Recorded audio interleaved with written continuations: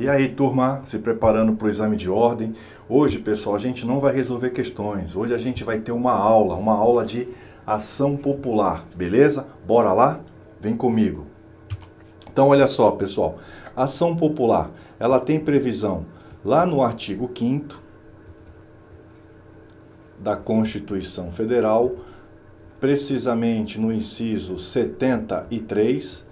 Então, ela tem previsão constitucional e ela é regulamentada por uma lei ordinária, por uma lei de 65, a Lei 4.717. Então, como ela é de 65, pessoal, ela é antes da Constituição Federal de 88, só para ficar registrado, sobre a lei de ação popular, não cabe ação direta de inconstitucionalidade. Tem vídeo no canal sobre isso, né? Por quê? Porque ela é anterior à Constituição.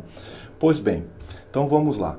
A Constituição Federal, pessoal, o que ela fala lá no artigo 5º, inciso 73? Ela fala: qualquer cidadão é parte legítima para propor ação popular que vise a anular ato lesivo ao patrimônio público, da entidade de que o Estado participe, à moralidade administrativa, ao meio ambiente e ao patrimônio histórico e patrimônio cultural, ficando o autor isento de custas judiciais e ônus da sucumbência. Então, essa é a regra. Pessoal, a regra é o autor da ação popular não responder por custas judiciais e ônus da sucumbência. E por que isso, pessoal? O constituinte originário, sabiamente, ele falou o seguinte, pensou e disse: olha, se o cidadão, ao final da ação popular, ele perder e tiver que arcar com toda a despesa, o que vai acontecer? Ele não vai proteger o patrimônio público, o meio ambiente, porque ele vai ter que arcar com dinheiro se ele perder. Então, o que o constituinte originário previu? Ora, vamos isentar. Na verdade, fala isenção, mas é imunidade, né? Porque é previsão constitucional. Tudo bem. Vamos isentar o cidadão se ele perder a ação popular, porque a intenção é proteger patrimônio difuso, patrimônio da coletividade. É essa a ideia. Agora, se ele estiver de má fé, não. Se ele estiver de má fé, aí ele vai arcar com custas judiciais e ônus da sucumbência. Então, vem cá. Olha o que fala pra gente a Constituição Federal. Fala, olha, a regra é não arcar com nada disso. Beleza. Mas, se ele estiver de má fé, agora não. De má fé, ele vai arcar. Então, se ele estiver de má fé, ele tem que arcar. Pois bem, como a ação popular, pessoal, ela protege direito difuso, direito da coletividade, o autor da ação popular, ele não protege direito próprio. É essa a regra. Não vai proteger direito próprio. Deixa eu só conseguir aqui. Bom, ele não vai proteger direito próprio. Por que ele não vai proteger direito próprio? Porque ele está protegendo direitos difusos, direito da coletividade. Ele não protege direito próprio, e sim direito da coletividade, direito difuso. Por isso, pessoal, que a doutrina diz para a gente que o autor da ação popular, ele é um substituto processual. Ele tem a legitimidade extraordinária, ele tem a legitimidade que, em nome próprio, ele protege direito alheio. Há uma divergência, há quem diga que a legitimidade é ordinária, mas há também quem diz que é legitimidade extraordinária pelo fato dele proteger em nome próprio direito alheio, beleza? E as espécies? Quais são as espécies de ação popular? A doutrina fala pra gente o seguinte, fala a espécie preventiva. Quando é a espécie preventiva? Quando não há o dano ainda não ocorreu. Então, ele impetra a ação popular antes do dano ocorrer. Agora, se o dano já ocorreu, nós estamos falando da repressiva. E a repressiva, pessoal, ela tem por pedido anular. Então, a ação popular repressiva não é para pedir uma obrigação de fazer.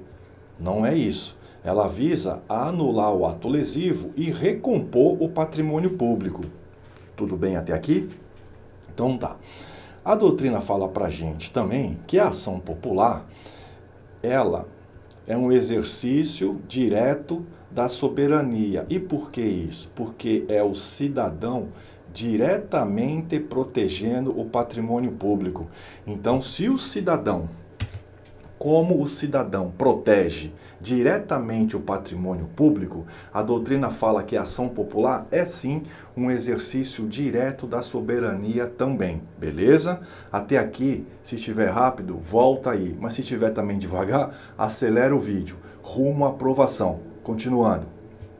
Então a gente já viu tudo isso daqui e a gente entra agora para a legitimidade ativa da ação popular. Quem pode impetrar uma ação popular? O cidadão. E quem é o cidadão, pessoal? Cidadão é aquele que tem o título de eleitor ou documento equivalente. Ou seja, cidadão é o nacional brasileiro com as obrigações, com os direitos políticos em dia, com a obrigação em dia com a justiça eleitoral. Ele tem título de eleitor ou um documento equivalente. Então, tomar cuidado. Só pode impetrar a ação popular o cidadão. É aquele que tem título de eleitor. Por exclusão, a gente consegue entender quem não pode impetrar a ação popular. O estrangeiro não pode. E tomar cuidado, mesmo que ele seja residente no Brasil, ele não pode impetrar ação popular. Por quê? Ação popular é só pelo cidadão brasileiro, e cidadão brasileiro, para a lei de ação popular, é aquele que tem um título de eleitor.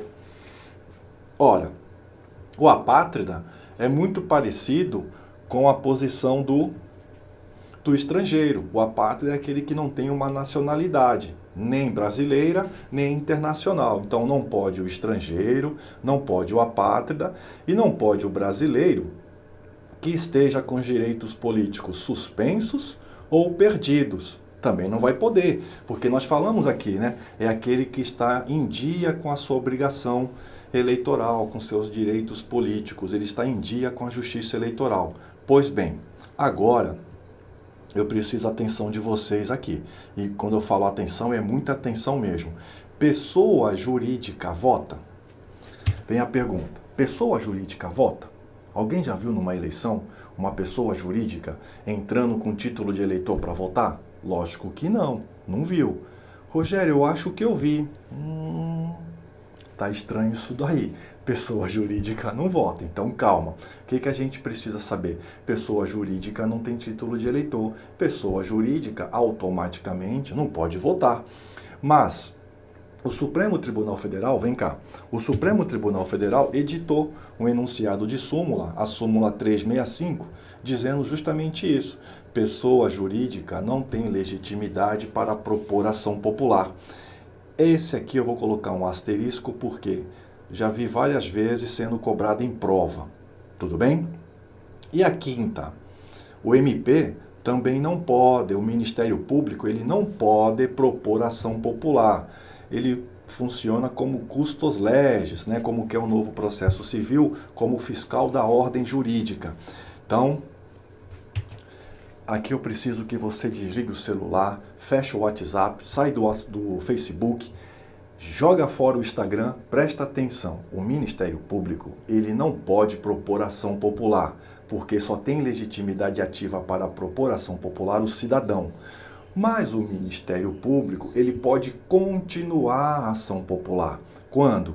Quando o autor da ação popular, o cidadão, desiste ou abandona a ação. Se o autor da ação popular, que é um cidadão, ele desiste ou abandona a ação, o Ministério Público, que não tem legitimidade para iniciar, mas ele tem legitimidade para dar continuidade à ação popular. Vem cá então.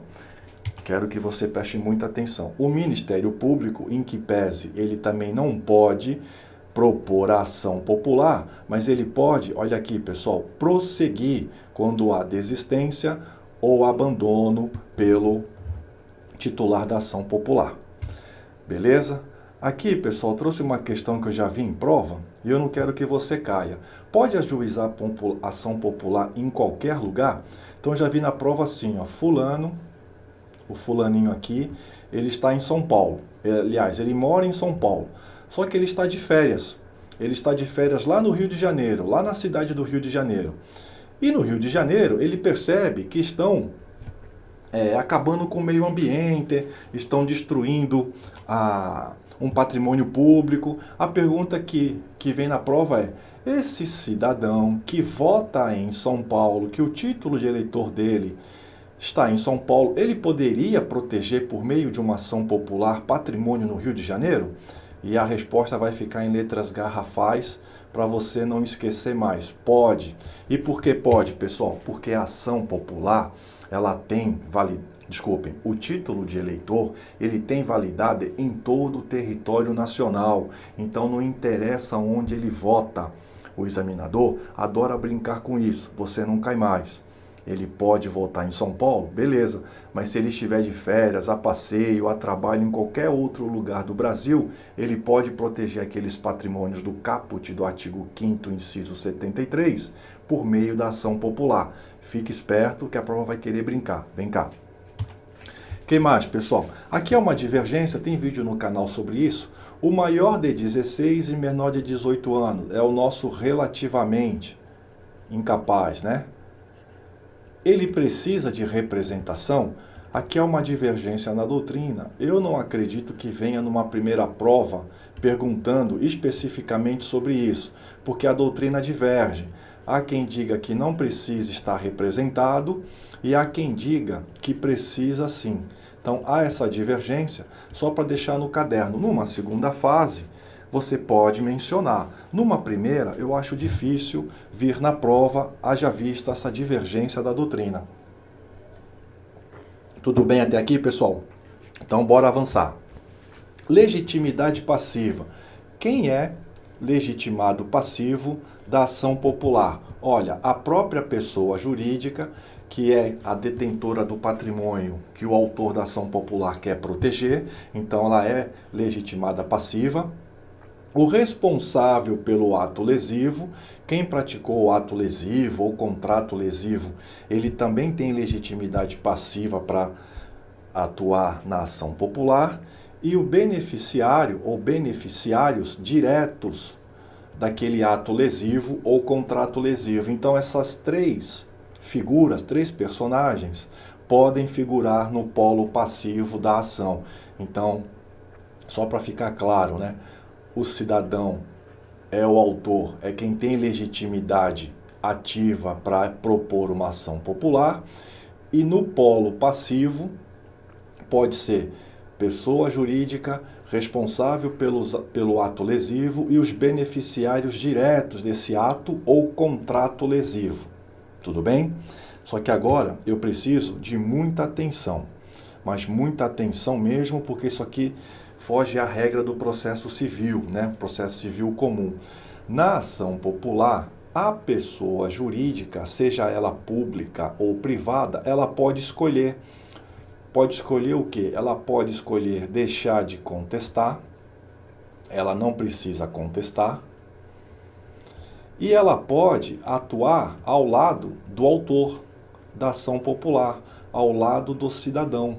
Então, a pessoa jurídica pode optar, deixar de contestar, ou contestar também, né? Ou atuar ao lado do cidadão. Então, ela vai para o polo passivo. Então, eu quero que você preste atenção aqui. Pessoa jurídica na ação popular, ela pode escolher, deixa de contestar ou vai para o polo ativo da ação. Beleza? Então, vou avançar. Competência, pessoal. Quem tem competência para julgar a ação popular? Cai muito em prova. Uma ação popular contra o presidente da República seria no Supremo Tribunal Federal? Não. Por que não? Porque a competência do Supremo Tribunal Federal tem que estar prevista na Constituição Federal. E a Constituição Federal não disse nada. A Constituição Federal não previu competência do Supremo para julgar ação popular.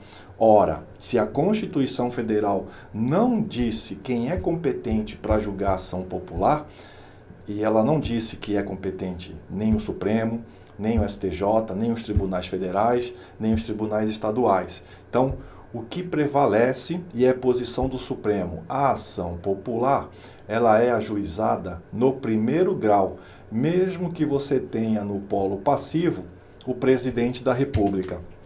Quero que você anote isso, presta atenção, não vá aí ficando desatento ou desatenta que perde questão em prova. Ação popular é proposta, é impetrada no primeiro grau, mesmo que seja contra o presidente da República. Beleza? Continuando. Então, olha só, pessoal. E o prazo? Prazo para ajuizar ação popular. O prazo para ajuizar ação popular é de 5 anos. Então, você tem um prazo de 5 anos para propor ação popular. E esse prazo de 5 anos, pessoal, cuidado, presta cuidado aí, presta atenção, é da realização do ato. Perceberam o que eu falei? Perceberam que eu falei realização do ato? Eu não falei do conhecimento do ato. Praticado o ato lesivo, começa a contar o prazo de 5 anos para ação popular. Não é do conhecimento, é da realização. Vem aqui. Diferentemente, o mandado de segurança, o prazo decadencial conta do conhecimento. O prazo de sempre 20 dias, não é isso? Beleza. Na ação popular, não. Na ação popular, o prazo conta da realização, não é do conhecimento. Vou fazer um X aqui, tá? É diferente do mandado de segurança. O prazo, vou repetir, o prazo da ação popular é de 5 anos contado da realização do ato. E esse prazo é prescricional. Se ele é prescricional, eles têm suspensão ou interrupção, beleza? Agora vem outra coisa específica da ação popular. O prazo para contestar é de 20 dias. Toma cuidado que no CPC é outro prazo. Mas para a gente aqui da ação popular é prazo de 20 dias, prorrogável por mais 20 dias. Pessoal, tudo que foge da previsão do Código de Processo Civil Comum, o examinador fica com intenção de cobrar. Então toma cuidado. O prazo, 5 anos. Prescricional, conta da realização do ato. Prazo para contestar, 20 dias, prorroga por mais 20. Beleza? Toma cuidado, que se tiver na prova, você não pode errar mais. Vem comigo. Então, a gente avança. Carência. Carência da ação popular. Sentença de carência, né, falta das condições da ação, ou sentença de improcedência, julgou o mérito, negou o mérito. Se a ação popular, pessoal, ela é julgada, extinta por carência, ou julgado o mérito e é negado, existe o duplo grau de jurisdição, nosso reexame necessário, ou seja, vai subir para o TJ, se for na estadual, ou para o TRF, se for na federal, mesmo não havendo recurso. Grava. Sentença de carência ou de improcedência, a ação popular vai subir de qualquer jeito. É o reexame necessário, o duplo grau de jurisdição obrigatório. Mesmo que não haja recurso, ela tem que subir. Beleza? Avançando. E aqui, pessoal, efeitos da sentença. O efeito da sentença é erga omnes. Então, a sentença de procedência, efeito erga omnes, efeito contra todos. Esse é o efeito, em regra, da ação popular. Agora, se a ação popular foi julgada improcedente, né, no pedido, por insuficiência de provas, qualquer outro cidadão, colocar aqui, ó, qualquer cidadão pode ajuizá-la novamente, desde que tenha novas provas, e pode ser para o mesmo fato. Então, cuidado. sentença de procedência, erga omnes, faz efeito contra todos. E a sentença de improcedência, Não, calma. É só a improcedência por insuficiência de provas. Sentença improcedente por insuficiência de provas, qualquer cidadão, se valendo de novas provas, pode propor novamente a ação popular, mesmo que seja sobre os mesmos fatos. Perceberam? Então não é qualquer sentença de improcedência, é a sentença de improcedência por insuficiência de provas. Pode propor novamente. Beleza? Estão vendo aqui. Bom, a gente chega ao final sobre a ação popular. Qualquer coisa, pessoal, coloca aí nos comentários. Conte comigo na preparação. Bons estudos.